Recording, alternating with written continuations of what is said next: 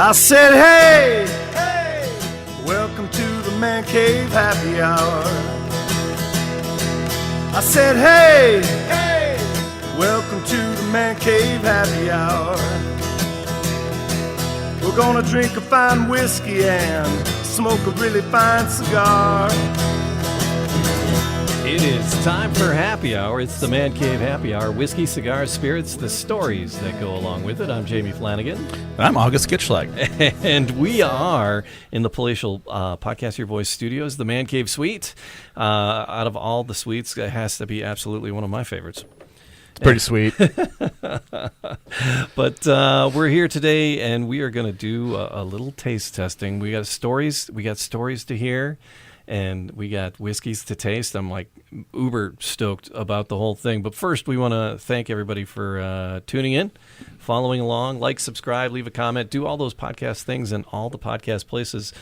We appreciate you doing that. I want to thank Matt Fox for not being able to be here today, and so that I get to fill in for this wonderful opportunity to get some of my favorite beverage in my gullet here.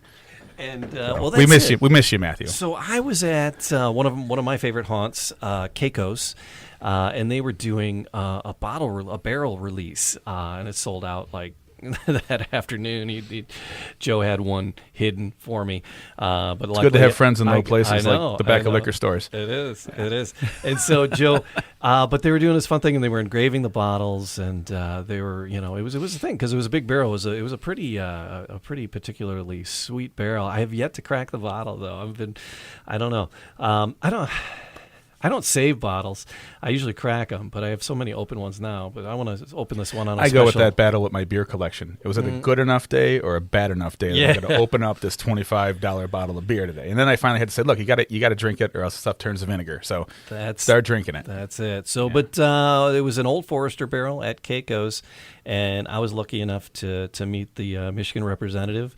Michigan or Midwest? Bryan? Michigan. Oh, look, he's here. Bryan. Hey, Bryan is here. Bryan, thanks for being with us here on the Man Cave and repping Old Forester. And we got to talking, Bryan, and Bryan is just, he goes, man. He's just, you're like, hi, and then he's off. Because you have so many stories to tell and you're so passionate about Old Forester. And I want you to tell it because you said there's some amazing stories, and there's stories that people don't know about Old Forester and the lines and how it came to be and how all these variations came to be.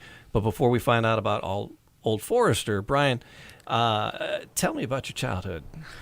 Well, I grew up on a small... No, I grew up here in Metro Detroit. Okay. I graduated from Catholic Central in 94. Ooh. I met my wife sometime in my mid-20s, and we've been together ever since. Oh. About 9 years in Chicago as a bartender, bar manager, and then back in the spirits industry, working for distributors and suppliers for about 10 years now. It seems impossible to believe that that's the case, but it's been about 10 years in the spirits industry. Repping everything from the bottomest of the shelves, slinging boxes of Reuniti Ice is Nice onto floors to now, honestly, one of my absolute passions. And one of the reasons I stayed in the industry after coming into it was whiskey. Specifically, I fell in love with Scotch whiskey and the stories of Scotland. That was how I came into the business. That was how I was lured in, as they say. But then I started exploring a little bit more of American whiskey and everything from Tennessee to American bourbon and kind of everything in between. And I really fell in love with some of the stories of the real founders of American whiskeys, whether you're talking about Jasper Daniel, Jack Daniels, or you're talking about George Garvin Brown, the founder of Brown-Forman and the Old Forester brand. You can go down, who is Colonel Taylor and who is, all these characters that, Pappy Van Winkle didn't work at Buffalo Trace, not a day in his life. Yeah. He was a Stitzel-Weller employee. And I just, you find all these really cool, fun stories and the passion behind the whiskey itself for the brands and people are diehardly loyal to their brand. There are some who explore.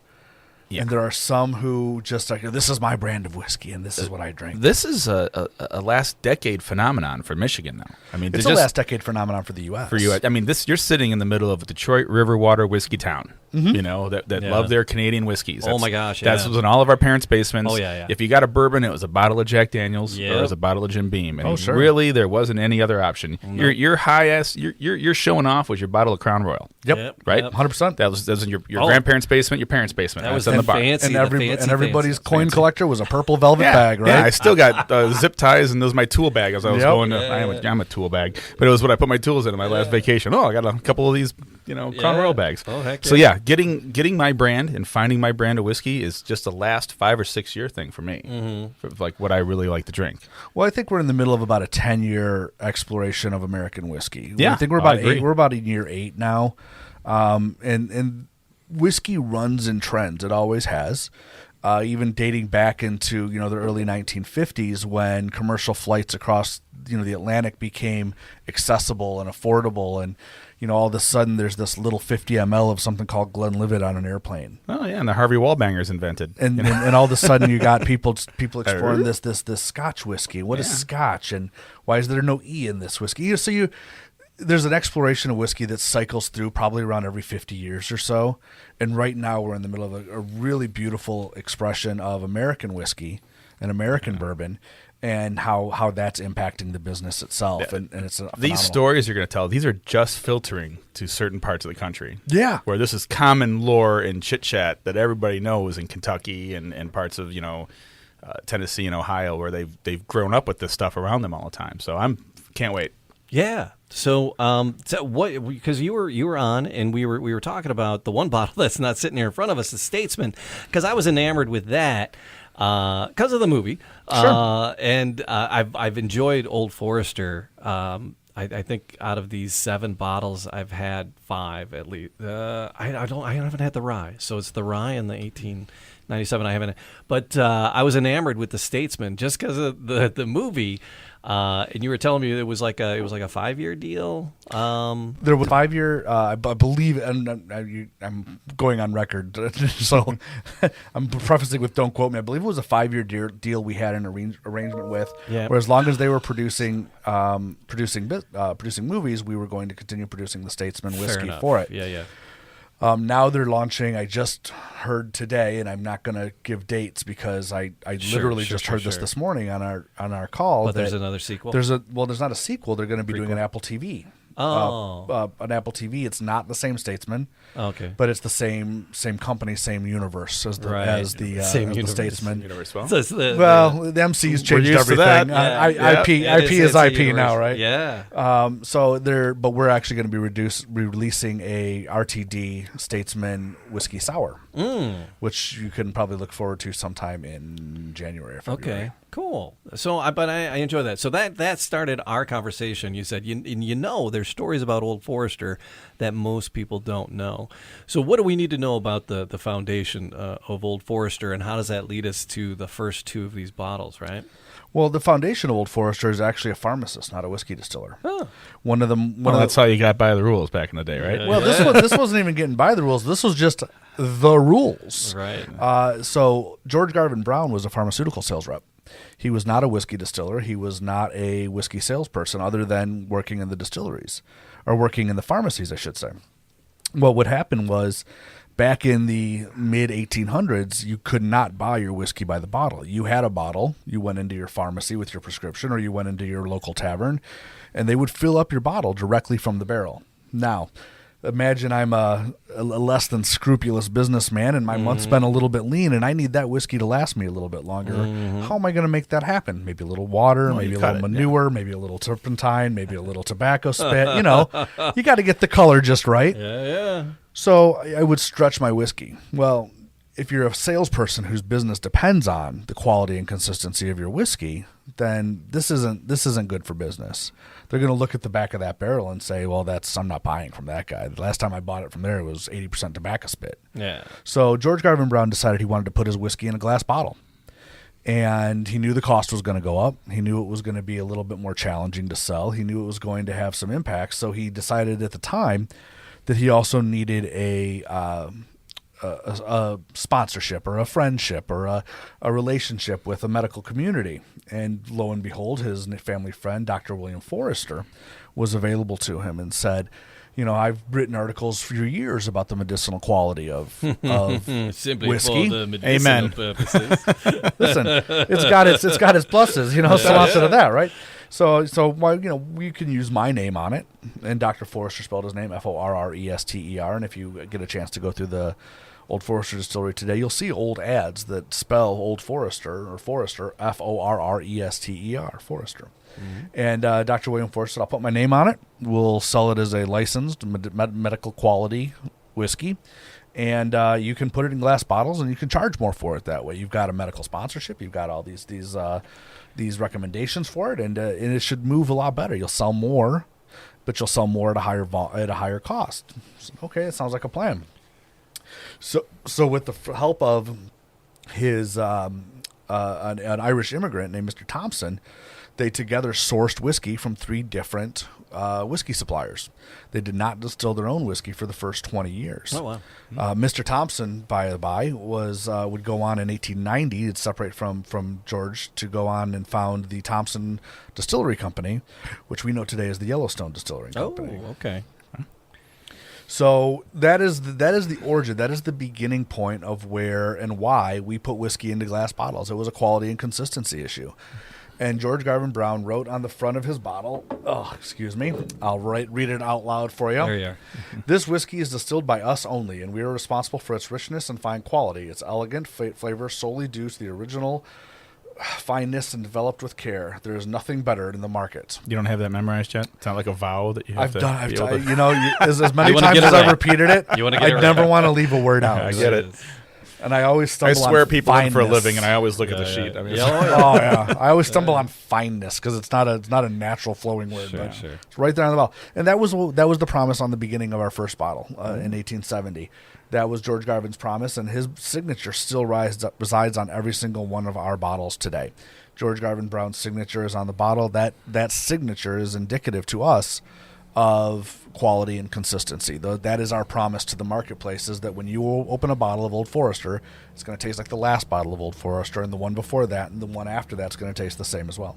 All right. So you said if you had a bottle of Old Forester 86 there from 20 years ago, you crack that puppy today, and you're doing a taste test, they should be spot on. You shouldn't be. If I blind tasted you on a well-stored bottle of Old Forester 86. Well stored.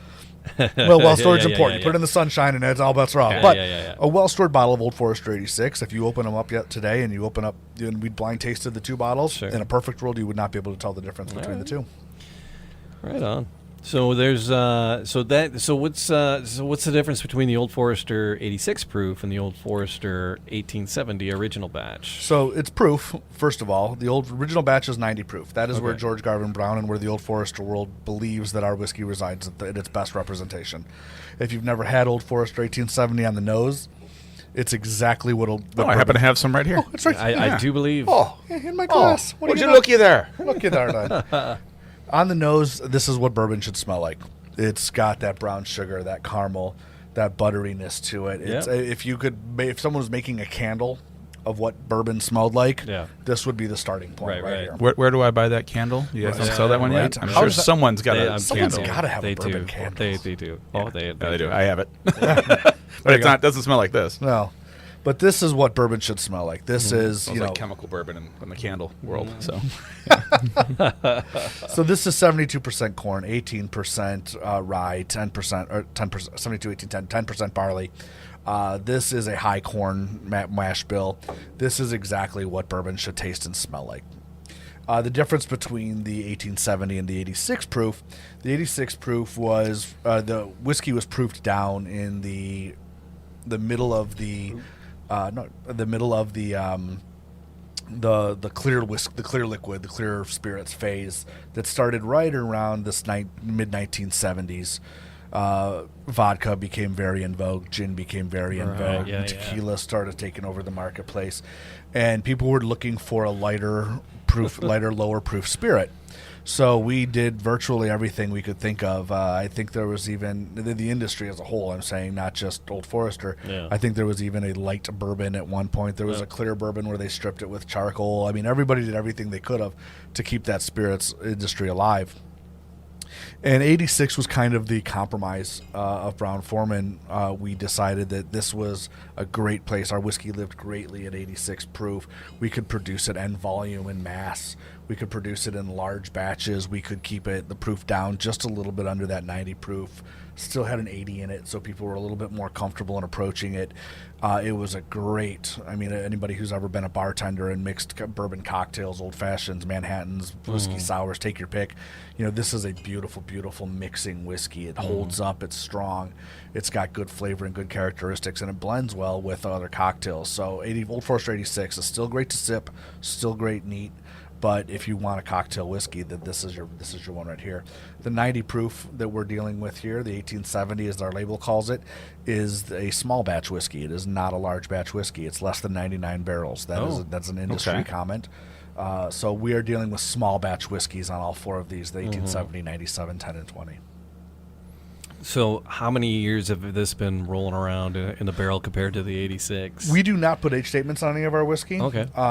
So if you're not familiar, and I'm assuming you guys are, but maybe someone listening isn't, the moment you put an age statement on your whiskey, the youngest drop of whiskey in your bottle must be that age. Yes. So if someone's walking by with a little tube of 1-year-old whiskey and it drops into the barrel, well, now you've got 1-year-old whiskey. No matter how much 10-year-old whiskey's in there, that's a 1-year-old whiskey. Sure.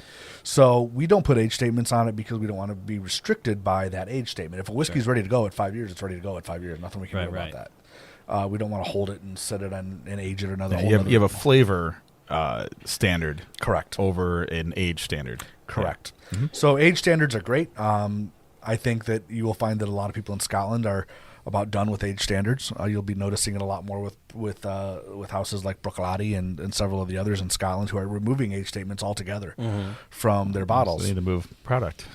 Well, they need to move product, but they also their whiskey's ready. Yeah. You know, if they've had 2 or 3 temperate summers in Scotland, which is, you know, uncommon but not wholly uncommon, the whiskey's ready after 10 years. They don't. You know, a buddy of mine had a class at NYU in Scotch. Oh, that was his 10 o'clock Friday afternoon class was Scotch. Scotch. It's a little bit early for Scotch mix. I don't know that it is. My dad used to talk about a woman he knew that when he was a kid that drank Scotch and milk. And that was just a style of one region. And I mentioned it to my buddy who took the class. He said there's a region of Scotland that drinks Scotch and milk. That's what they do. That's a little crazy. Yeah. That is news to me. It's a heartburn thing. It kind of eased it all down. That tracks. Mm-hmm. I get it. Man, that's all you listeners, write in to the show and tell us the history of Scotch and milk. Yeah, I'm sure someone's grandmother got did it. that. Yeah. Someone knows. Yep. I don't know. Scotch makes me crazy. Personally, not a fan, but you know, well, I get it. Well, I'm not going to go off on a tangent. We do own 3 Scottish distilleries, so I can speak with a higher level of authority, I think, probably than most. But I believe sincerely that there is a Scotch for everybody. Okay.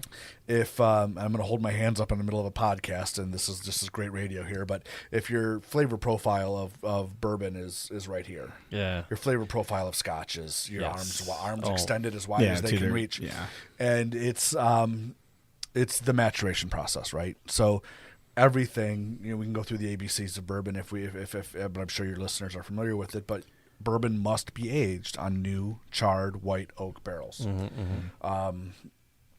Scotch has no such restrictions. You want to use a Chardonnay barrel? You want to use a Spanish oak barrel? You want to use a French oak barrel? I'd see another, 40 minutes. Oh yeah. On Scotch history and Scotch I'll stop learning now. here. No. Yeah, because we got all this in front of us. We still got to talk about. So 70%. So this 1870 and the Old Forester 86. Those are both 70% corn. Our entire everything here except for the rye is made in a 72-18-10 mash bill. Really? We do not. That is the only mash bill that we use at Old Forester. Birthday bourbon 72-18-10. Old Forester 100 proof 72-18-10. Okay. That is our mash bill. It is. It's not corny. It's on the nose. I don't think it was very funny. Waka waka. Oh, you stole my joke. I was surprised to hear it was that much corn. Well, there's the sweetness exists with the maturation process. So the longer you go, the more in and out of the wood you get, the more through the charcoal becomes. Sure. The more of that vanilla, the more of that caramel, the more of that butterscotch is going to be pulled through the wood.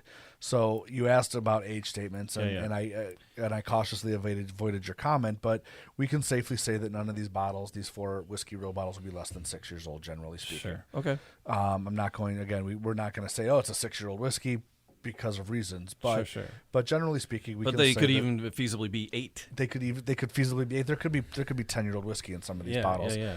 Maybe it was particularly cold in one corner of a warehouse where they found some outstanding whiskey, but it took 10 years to get. I there. have no problem with blended whiskeys. Yeah. I think that there is a flavor consistency there that I'm actually looking for as a consumer. Sure. Yeah. If I want to mess around with it, then I go play with my own barrel, or you do that whole other process, go party store to party store and find some more different bar to bar to find their little flavor deal. But if I'm going to the store, I want it to taste the same every damn time. Well, I should know what my product's going to taste like, right? Yeah, I should know when I buy a bottle of anything, what's my bottle And going that's to where your taste like. loyalty comes from, because you know what you're getting.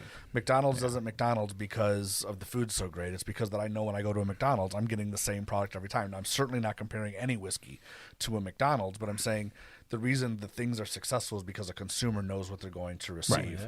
They're going to walk in and say, oh, I picked up this bottle. I know what this bottle tastes like. I'm going to remain, whether or not I buy 15 other bottles, that bottle will always be on my back bar. Yeah, now I've had each one of these, and there's only been 2 locations where I drink my Old Forester that I've had this whole lineup. Once was a dive bar in Nashville, and the other one was, and I just drew a blank, Butter Run Saloon over there on the east side. Dave's my guy. Dave Harden, Papa Harden, as I call him. Yes. Papa Harden's that's where I've had the birthday. 2 different versions of it. Dave had his own barrel last year. He had his own too. barrel. Yes, I tried that. Yeah. It's one of the things I look for is, what do you got from Old Forester, Papa Harden, and he lets me know. So Well, if you're another great whiskey bar who does carry our entire lineup, and I've done a lot of business with him over the years, is Charlie's, still on Main. If you don't know Charlie Berry, he is he has an incredible back bar. Yeah. I mean, it's you walk in and you just start looking up, Yeah. and you keep looking up. the Painted Lady in Hamtramck's pretty Painted Lady's good really too. For fantastic, their price sure. points are on they're outstanding there. I have not found anybody in Michigan that I walked in, looked at the list, and thought, "Come on, just stop." Most of our Michigan bars are fairly reasonable, within a couple dollars here or there. There's a universal pricing structure that they seem to have, and you're gonna pay about the same, give or take. A couple bucks here, a couple bucks there, but. There are some. Michigan is just truly blessed to have some incredible cocktail and whiskey establishments around Metro Detroit. So Charlie's on Main, you said. Yes, sir. All right, Milford, Michigan. Okay. Oh, Milford's yeah, Maine. yeah, There's yeah, lots yeah. of main streets around. Yes, buddy. Milford, Maine. All right. Yes, Milford. Yeah. Now I know what you're talking Now about. I know Okay. what you're talking about. I haven't been there, but I've it's on the list.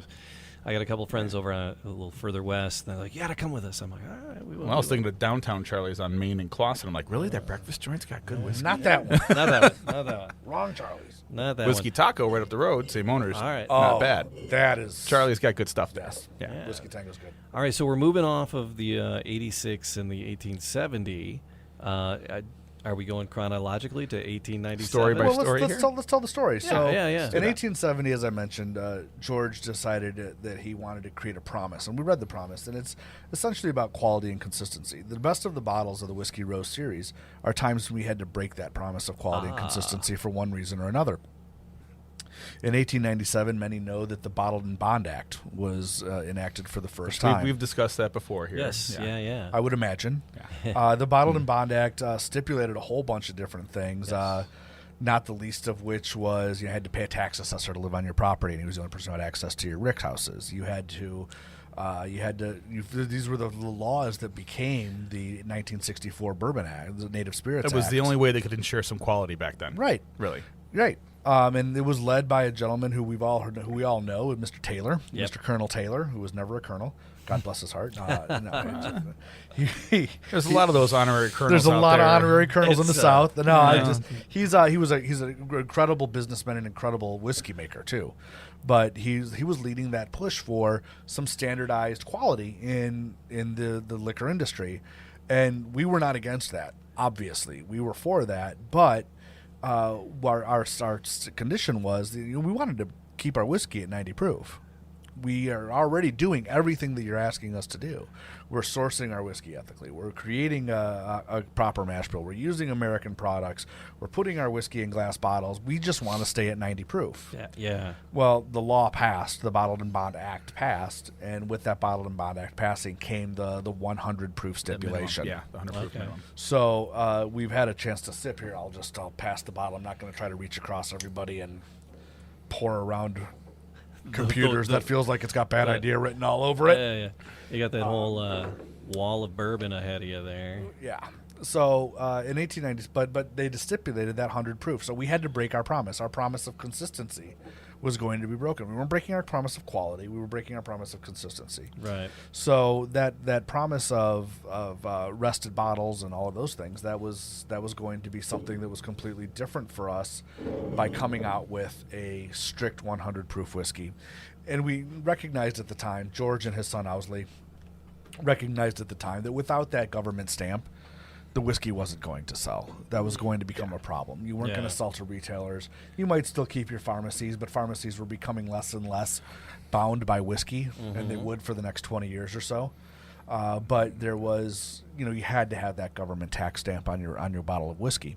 Now, the interesting thing about this one is, though these products are roughly the same, from the same mash bill, from the same warehouses, one of the things you'll notice about this one is just the dramatic difference to me in the taste profile. This gets into black pepper. This gets into white pepper. This gets into some of those darker notes on the palate, especially the palate. The nose is still a lot of sweetness, a lot of vanilla, a lot of brown sugar. But getting into the palate, you start getting those pepper notes coming out of the wood grain, the white oak wood grain. It's obviously, I mean, it's it's at 100 proof and that's 90. It is a little bit of jump in the warmth of it. Heat, warmth. The heat. I don't think your, as they like to call it, your Kentucky hug is any stronger. Yeah. But you feel that warmth roll across, especially your mid palate, and just all the way down your throat, and you're just warmed by it. Like this is my winter night bourbon where I'm sitting outside, got a little campfire going. It's autumn. Yeah. Just getting a chill in the air. I need to warm up a smidge. I'm just going to grab nip myself for the nip. A nip to keep it softer. There you go. So, all right. So this is the 1897. So has this version been rolling since 1897? Did they abandon the original batch? We abandoned the original batch at the time, and we went to the 1897. Yeah. One of the things, so we abandoned, then, when the time came, we abandoned the 1897, again, for reasons. Which we'll discuss when we reach 1920. Yeah.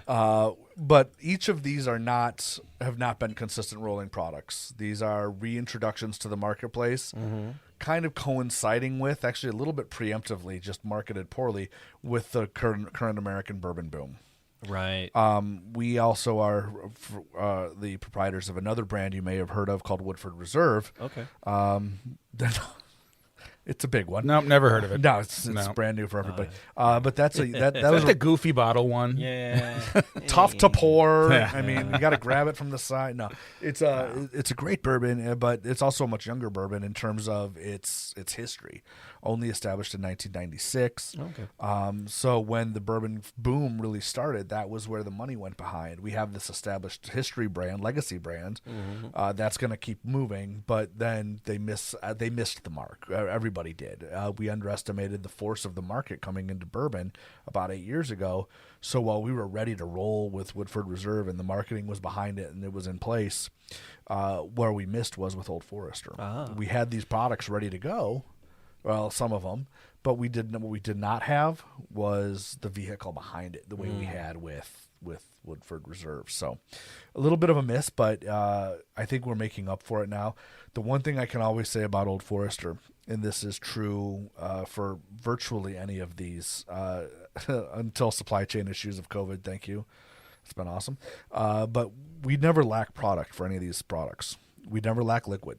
We may lack glass bottles from time to time, but truck drivers, yeah. But we never lack liquid. These bottles are universally available. You're not going to be hunting the shelf for one of these bottles. Now, I think that's to our credit, but it's probably also to our detriment, people like hunting for bottles. It's something that people love doing. They love looking for the horse on top. That gives some of these stores reasons to aftermarket to raise the prices up, to an unnatural, ungodly amount of money that we've been seeing with some of our local, These are versions that I have seen, which is why when I do see someone on a menu with the birthday or something else or a small batch, I will share it online. Like everyone has to go try it here. Let's go find the Forester. It's a thing. Dave Harden's great for that. Dave Harden is. He likes to let me know when he has them too. So, but our products are available, and that's a huge thing for us. Is we believe that our whiskey is meant to be drank. I'm not making accusations, but we don't hold anything in our warehouses. We don't hold full bladders waiting to barrel. We don't unbarrel and then hold. We put our product into the marketplace. We bottle and we're ready to go, and we want you to drink our product. We want the product in the marketplace. We want our product to be reasonable and affordable, $44 to $65. Yeah. Whether that's a little bit higher than most or a little bit cheaper than some, it's irrelevant. We want our whiskey affordable. I know how much people do pay for birthday bourbon, but I also know how much our intention is for people to pay for birthday bourbon. Right. We don't overprice it. We're not pricing a $300 bottle of whiskey. Right. We're pricing a $140 bottle of whiskey that's age statemented at, I think the youngest ever has been 10 years. I know the youngest ever has been 10 years. Yeah. We're not trying to take the consumer or take the whiskey away from the consumer. We want the consumer to have the whiskey. Unfortunately, the marketplace has driven us to a place where even those special expressions, the birthday bourbons, the 150s, the 117 series that we're releasing as Kentucky onlys right now, the Kings of Kentucky, those types of things, those are only available for the elite few, which is unfortunate in my opinion. But my cousin's coming from Louisville in a couple weeks. I'll put those on the list. Listen, if he's there on Thursday, tell him to go to the Old Forester Distillery. We're releasing our 117 series Fire. So we had a fire in 115 North Main Street, which is where our distillery rests today. And the firefighters saved the distillery and saved the property. This wasn't just throw a couple bottles of water on it. This was a legit fire. Yeah. Almost took down Main Street and almost took down what we call Whiskey Row. And those firefighters saved it. So we actually just released one of our 117 series bottles for them, for the firefighters. It'll be a distillery only and Kentucky only release, but we call it part of the 117 series. So they're special edition bottles, special tribute bottles, and this one is for those firefighters and everything. It's a double oaked. It's a long expression double oaked. It's supposedly a beautiful whiskey. I haven't gotten any yet. Okay, all right. I got my fingers crossed. Text has been sent. He's coming in a couple weeks. There you are. Yeah. Orders have been placed. So bottled and bond, 100 proof. Yeah, it is. It's a little warmer, and I'm not gonna say spicier, but there's a slightly different flavors, more mature flavors in there. A little more cinnamon, a little more allspice, a little more coriander, a little bit. To use your word, mature. I just call it my spicier bourbon. Yeah. It's not hot. It's not. But I think saying it's spicy is overselling it on spicy. It's yeah, no. But I just can't come up with a better word for it. So yes, it is spicy. Sometimes when I try to find other words, I end up kind of describing an astringency to it, right? And it doesn't have that astringency. It's not a medicinal wipe or anything like that. But there's can't use it for my shaving cuts. I would not. Yeah. It'd probably still hurt at 100 proof, 50% ABV. But it's got more character to it, and that in that spice realm of the flavor wheel. When you start looking at where things are being influenced, you're getting a lot more spice off the 97. Yeah. So the next time you guys had to break the rules, 1910. 1910. So what happened in 1910? Well, in 1902, we got to backtrack the story just a wee bit. All right. In 1902, we moved our. That was good. Well played. Nice pop. Love it. We moved our distillery to Mattingly Street. We needed to increase our distillation, so we left what was at the time 117 North Main Street, and we moved to Mattingly Street, where we continued our distillation through a much larger facility with a much larger production bottling line. In 1910, we had a fire on that bottling line. Oh, yeah. And I don't know if you've ever seen a bottling line, but if you can imagine, you've got a row of glass We've bottles. all seen Laverne and Shirley. Chocolate, not bourbon. Okay, sure. right. So you can Little imagine glove and Yeah, a little glove goes by. stuffing whiskey in your shirt probably doesn't work quite as well. But They found a way. Trust me, they found a way. You can imagine fire on a bottling line, and directly hovering above that's going to be your big old vat of whiskey. Boy. 50, 60 barrels of whiskey. Well, they realized very quickly they needed to get that whiskey out of there, lest it go kaboom.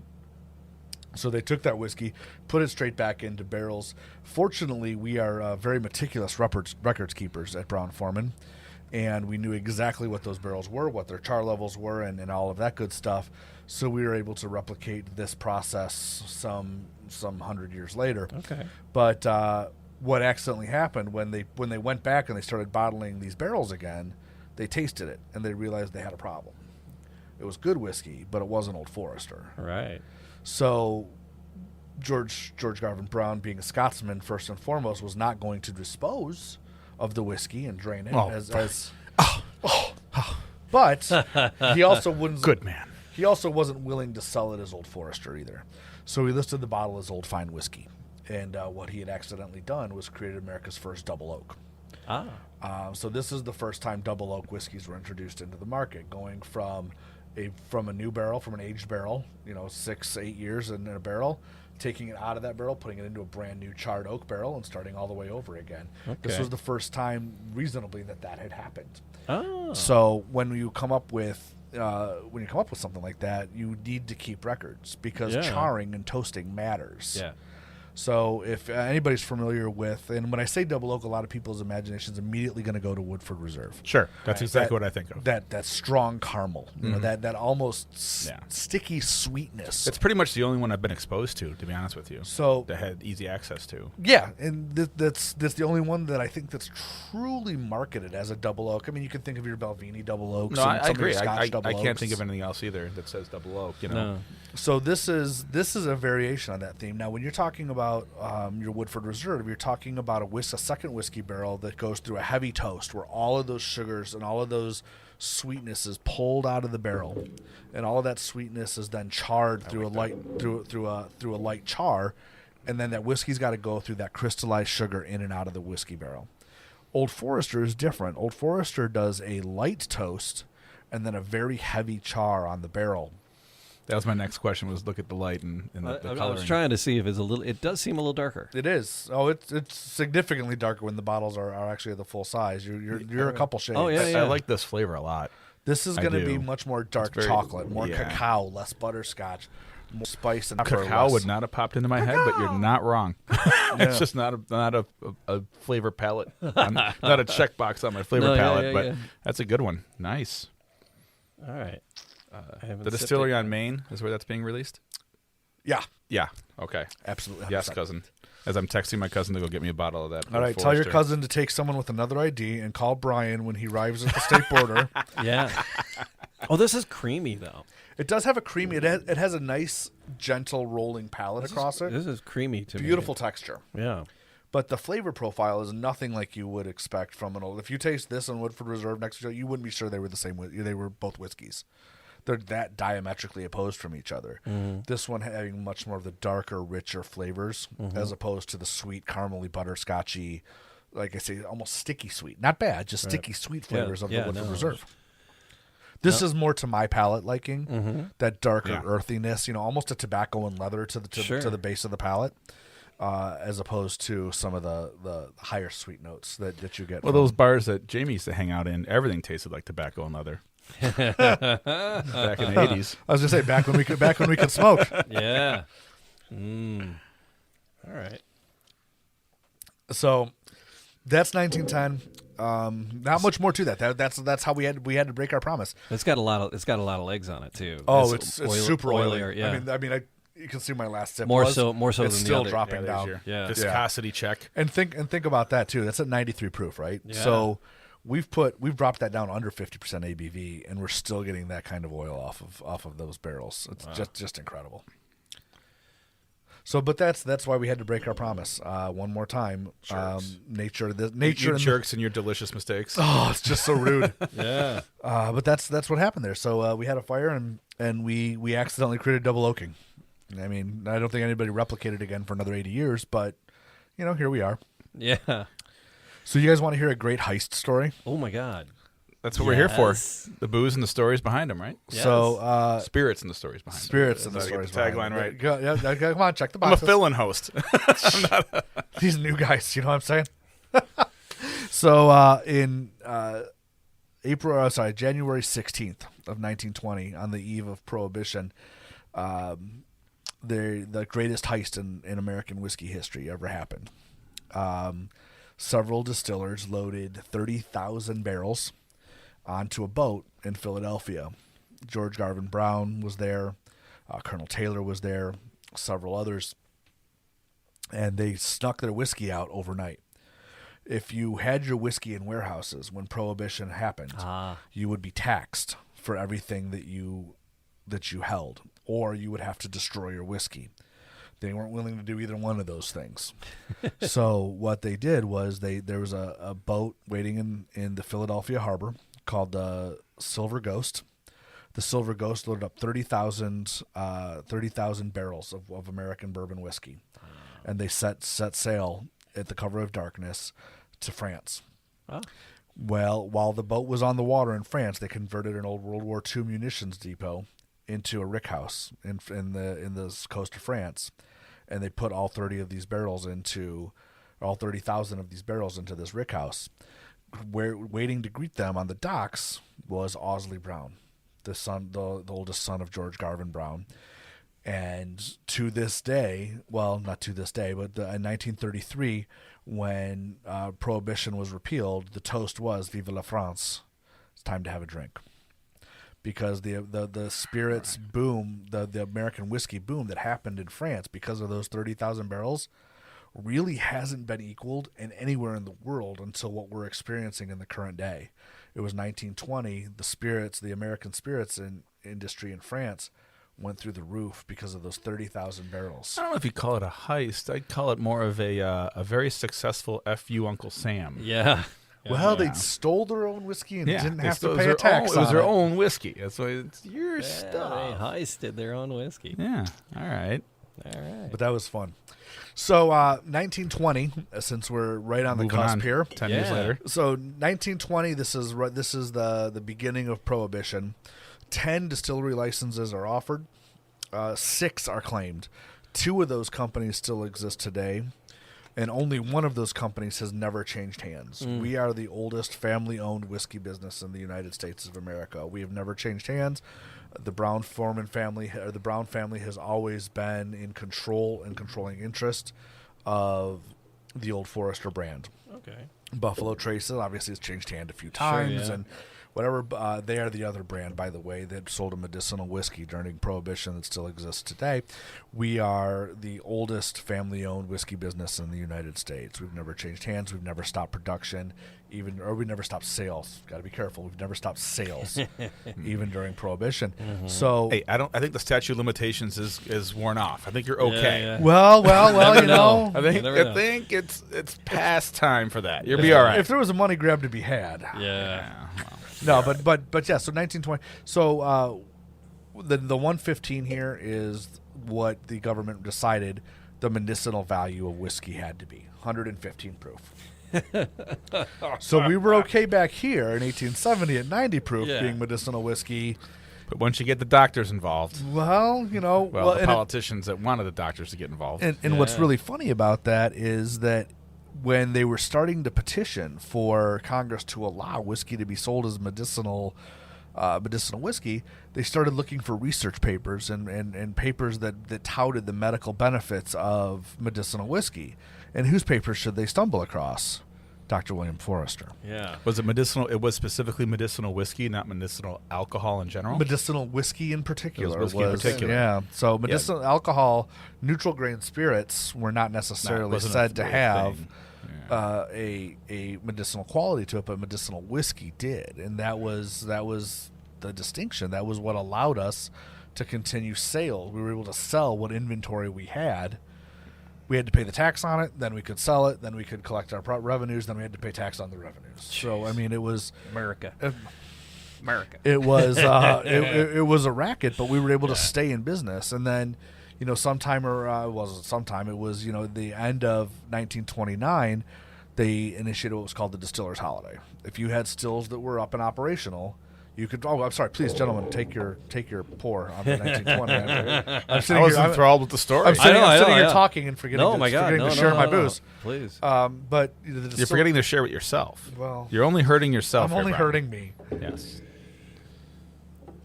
But the Distiller's Holiday of 1929 allowed everybody to start and turn their stills back on for an 8-week period. You were allowed to turn your stills on in 1929 for an 8-week period.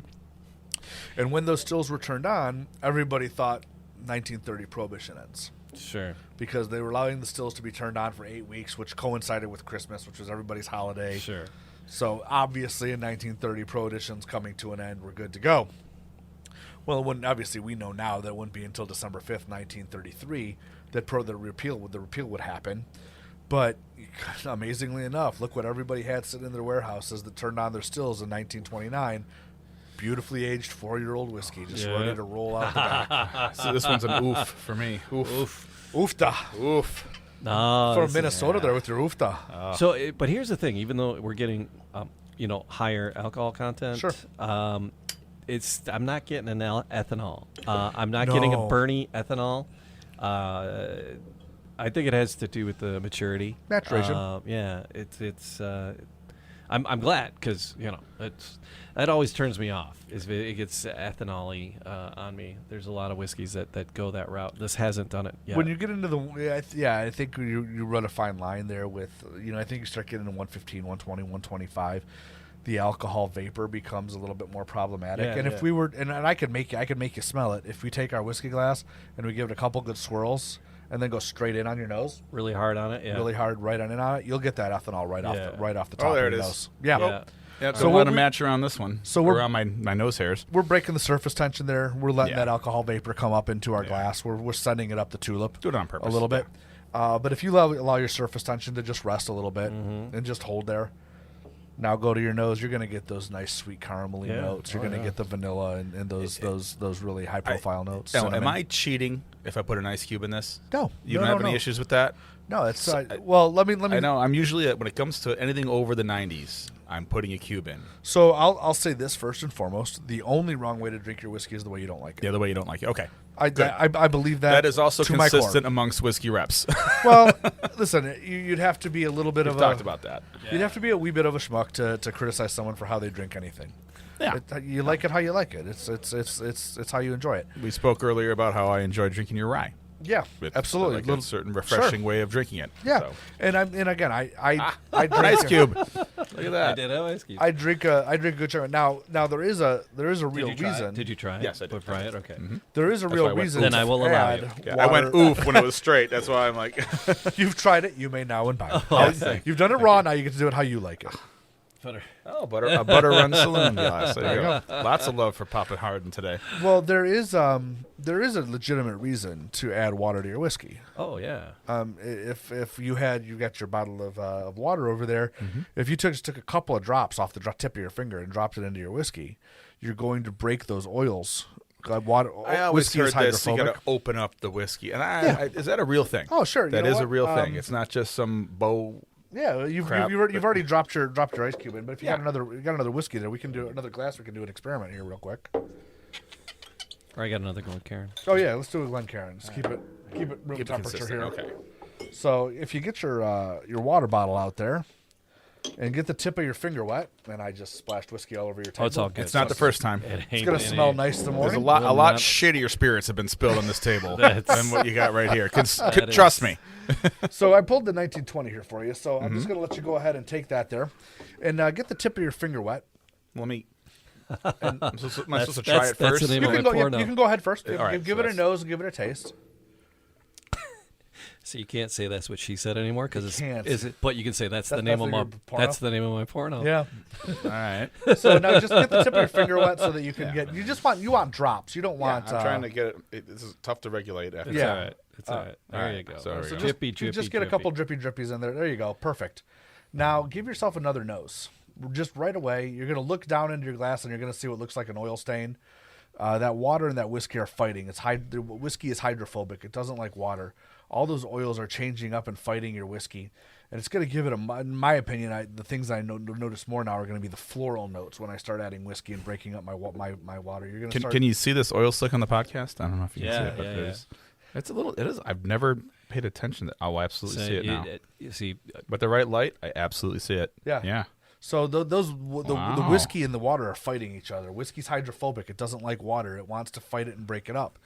So now when you go to your nose, one of the things you should notice, or that I pull away from, are much more floral notes. You're going to start getting a little bit of rose. You're going to start getting a little bit of carnation. Some of those deeper dark red floral notes. And I might just say not as harsh. Yeah, it's lighter. It's Just much more lighter. Lighter. I guess harsh isn't really the word, but it just lightens up. It's lighter. Yeah. Now, when you put it on your palate, and we didn't proof that down 10 points. We didn't proof it down 5 points. But when you put it on the palate, what you're going to discover is that a lot more of the berries, the red berries that you get from oak barrels are going to become a little bit more prevalent. You should discover a little bit of red, a little bit of cranberry, a little bit of cherry. Some of those things will be a little bit more prevalent. A lot more of the earthiness will come through as well. A lot more of the that was way too much. You just flooded it. So cousin Phil in Louisville is now listening. What time should he be there at the distillery on Main? I believe that they open at 8 o'clock in the So morning. we're talking. There's not a midday. It's like, so some places No, do midday no. releases. This like it's is- a 1 o'clock thing. we open They up don't and- want people lined up at 7 in the morning to get in. They want we to do it definitely midday. want people lines up in the Okay, morning. yeah. We just did it with Jack. So, it's a early time release. So Is that Phil? Yeah, it's cousin Phil. Oh, you know Phil. Phil's chiming in. Hey, Phil. Oh, there he is. That's my cousin. So Phil. yeah, he always likes to try it neat and then add the ice to it. Add the. I'm So the same way. I go always water- do everything straight first. So I go Everything straight water first, and now here's the downside to ice, and I'm not going to ever criticize the way you're drinking it. I'm going to give you the science behind it. When I put something cold, I'm an old athlete. I played hockey and soccer for years and years and years, and my knees X-rays will show it. So when I get home at night after playing with my kids, I put a bag of ice on my knees and I numb the pain, and I numb my knees down and I ice them down, and I increase my circulation. When I put when I put something cold on my palate, I'm effectively doing the same thing. I'm chilling and numbing my palate, which means I'm limiting the amount of receptors that I have available to my palate and profile. So while I do not love ice on my whiskey because I think it limits the experience of the whiskey, I completely understand why someone would do it. Again, it numbs the palate. It limits the palate exposure to the whiskey itself. Well, like I said, I only do it with the high octanes, right? For the 115s, they tend to. And again, please don't think move me. in any way that I'm But judging the way you experience just like, the whiskey. like my cousin Phil said, the Drive Time DJ 105.1 Alt Rock in Louisville, Kentucky. There you go. Cousin Phil? Cousin Phil. Shout out Cousin Phil. He's the same way. I mean, we do it the same. He brings a bottle up that we haven't had, and my brother and I, we always like, all right, we're doing the first one like this, and then I'll throw ice in it afterwards. We always make sure. I taste this stuff straight. I will always recommend for anybody who likes ice on their whiskey, always do the big block. Buy a couple ice molds. Yeah, the big block. Do the big block of whiskey, and there's a reason for it. It melts slower, first and foremost, which means you're diluting your whiskey at a slower pace, but you're still getting that chilled effect, that kind of numbing effect of the whiskey. The other way you could experience it and have kind of the same effect as ice and cooling it down is throw your whiskey in the freezer for a couple hours. I've done that. I'm not scared of that. No, Yeah. and it's nothing. There's nothing bad about it. It's I'll put whiskey in the cooler. Chills it down a little bit, numbs the palate a little bit, and if you don't like that high proof, if that high proof is, rough on the palate or rough on your finish, and that's totally reasonable. That chilling effect of just putting it in the freezer, not taking anything, not putting any water or ice on it, will definitely mellow that back out for you and really roll it back. Just this weekend, I'm anti-Irish whiskey right now. I don't know, just a phase of mine. Really? I'm just Okay. not into it. Okay, But- hang on. Are you anti-Irish whiskey? Are you Oh. anti-single pot still whiskey? Are you anti-triple distilled Irish whiskey? I'm just not into the flavor of Irish whiskey right now. All right. But I have Ooh, you're gonna be discovered. fighting guys. I know. Don't come across the table at me. We were. But there is a delicious Tullamore Dew rum cask aged that you can't Really? find anymore. Really? That my buddy pulled one out, and we during COVID we drank the crap out of that stuff. But Really? we always would put it in the same ice water that our Miller High Lifes were in, then pull it out and just sip on it straight, and it was damn delicious. Really? I'll be honest with you. The turquoise label. We don't have anything branded right now this way, but I am convinced that the best way to finish whiskey is in a Caribbean rum cask. If you don't believe me, try Angel's Envy Rye. Oh, yeah. If you don't Basil believe me, Hayden rye. try Basil Hayden Rye. If you don't believe me, try Belvini Caribbean Well, the cask. Basil Hayden is port barrels, right? That's port barrels. Basil Hayden has. They do have a Caribbean rum one. It's the blue label. Yeah, I don't know. That is a which one. Caribbean rum one. But is that rye or is that? I don't know if it's rye or Bourbon. not. I think it's bourbon. The rye is the one it's the port barrels, and that's Okay. just dangerously delicious to drink straight. Port See, barrels are ridiculous as well. Yeah. They're all. The funny thing about the Tullamore They're Dew, sherry casks. I can't remember which one of those. I had that, and I was like, oh, I can use this as a mixer. Oh, I love it. I didn't like it. Oh, I So at love no, it. all. was that Tully? The Tullamore Dew with the turquoise Caribbean- label, Oh, okay. the Caribbean The rum Caribbean- cask. yeah. I find that to be the most drinkable of the Really? dishes. My wife I who can't do does not. Jameson anymore. My wife who does not drink whiskey will sit and drink Angel's Envy Rye straight. Oh, my father, Augie Senior, the big guy. The big guy. I introduced him to rye whiskeys. Okay. Old Forester, Wild Turkey, and Woodford Reserve ryes, and that's his jam now.